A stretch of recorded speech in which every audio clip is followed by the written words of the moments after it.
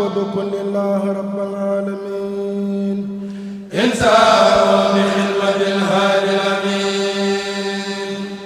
ci jamono tollu baaxoon nañ daa gis association bi di AGMK muy association gis-gisu murit ci xidma ñu xam leen ci ndimbal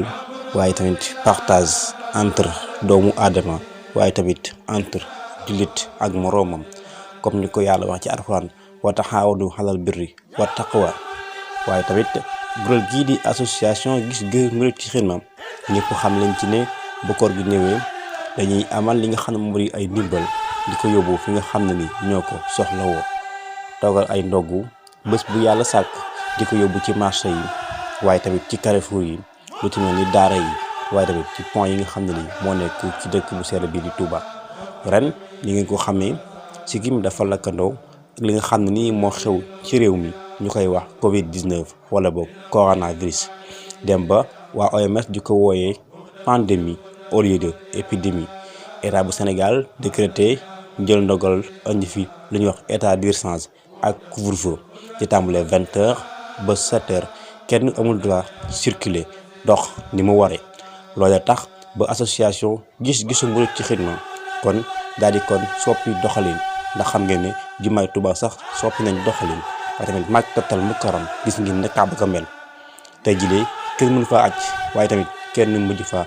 umra màggal yu bëri dafa daan dakk xew-xew yu bëri amatul Sëriñ Muntaxa Mbàkke Basiru jël xaalis bu takku teg ko ci ndoddu ki nga xam ne moom moo di gouvernement bu Sénégal ngir kon ñu xeex lii di Covid 19. loolee kon tax ba association gis-gisu murit ci xidma ñoom tamit jóg ngir xeex lii di Covid 19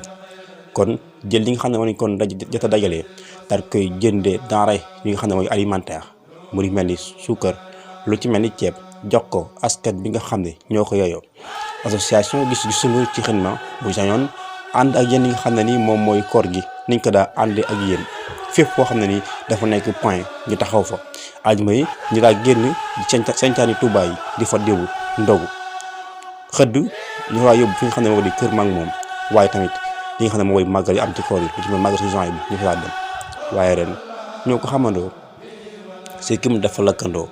ba tax na kon lenn mënut am ndax état d'urgence ndax couvre-feu ndax maladie bi nga xam ne ni moo lëmbee jamono muy Covid 19. loolee kon tax ba association gis-gisu murit ci xidma daal di kon sensé doxalin kon jël loolee jënde ko denrée alimentaire jox ko askan bi